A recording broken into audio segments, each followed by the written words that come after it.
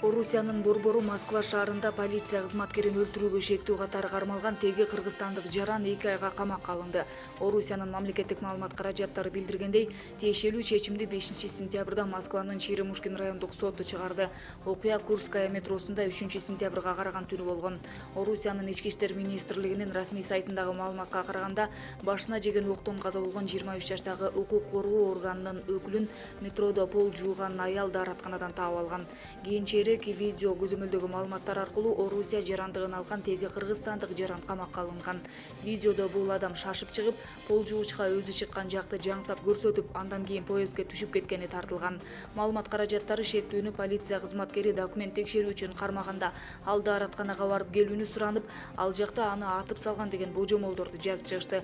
Шектүү адам полиция кызматкеринин табелдик куралын тартып алып өлтүргөн деген маалымат ырасталган жок.